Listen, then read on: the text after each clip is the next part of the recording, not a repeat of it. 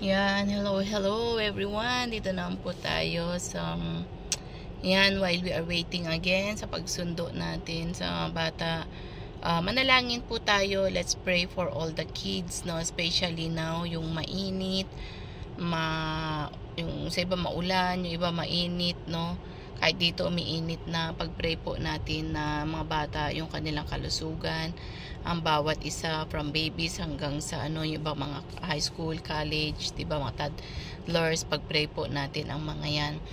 Kayo po na nakikinig sa oras na ito, prayer is a powerful and effective, like kung sinasabi. At alam naman po natin na ang panalangin po ay talagang mabisa, no.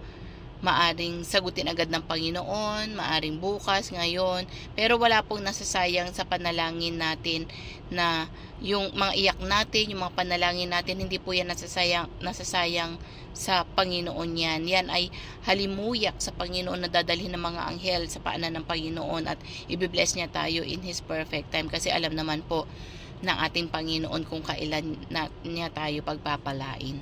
So makipag-isa po kayo, pag-pray po natin yung mga apo natin, mga anak, mga bata, yung mga alaga natin, and everything po, because we believe that na talaga nandyan ang kamay, ang biyaya ng ating Panginoon. So makipag-isa po kayo po na nanonood. Panginoon, salamat po sa oras na ito na meron kaming time upang manalangin. Lord, we are praying for all the children, oh Lord God, all over the world. We are praying for all the kids, oh Lord God, yung mga apo namin, mga anak, oh Lord God. Father, bless and protect them. As you said, Panginoon, na ang panalangin ay mabisa, oh Lord God, at alam po namin, Panginoon, na yung mga panalangin, O Lord God, ay maayos, Panginoon Diyos. At Lord, pinapanalangin po namin na ingatan mo ang mga batang ito, dahil mahal mo ang mga bata. As you said, O Lord God, na children, O Lord God, ay malapit sa iyo, O Lord God. At ganun din, Panginoon, na mahal mo ang mga bata, O Lord, especially mga inosente, O Lord God. Father, sa oras na ito, yung mga may sakit, pagalingin mo sila sa pangalan mo, Jesus. Hawakan mo sila, O Lord God. Yung mga may lagnat, gamutin mo, O Lord. Yung mga nakaratay sa hospital right now, gamutin mo. Dalawin mo sila, tibangon, Panginoon, sa karamdaman, O Lord God. At yung iba, Panginoon Diyos, na walang mga magulang, ikaw, Panginoon, ang comforter. Ikaw ang maghag. Ikaw ang Father sa kanila, O Lord. Ihag mo sila kung sila'y nalulungkot, Panginoon, at sila'y nag-iisa, O Lord God. Ang mga bata, Panginoon, na walang makain, O Lord, bigyan mo sila ng mga pagkain, bigyan mo sila ng joy, ng love, ng peace sa kanila mga puso, O Lord. Yung mga bata na hindi makapag-aral, tulungan mo na makapag-aral sila, O Lord. Yung mga ibang bata, Panginoon, nasa kalsada, O Lord, na gumagawa ng mga masasama, ng mga ibang krimen, Lord, tulungan mo na magbago, tulungan mo na makakilala sa iyo, tanggapin ka bilang Diyos ng tagapagligtas, O Lord God, at mabago ang kanilang mga buhay, O Lord. Yung mga babies, Panginoon, ingatan mo sila at lumaki, Panginoon, na ito na may takot sa iyo, O Lord. Pagalingin mo sila, layo mo sa mga complication, O Lord God, at gumalaw ka, Panginoon, na sila, O Lord God, ay maging maayos.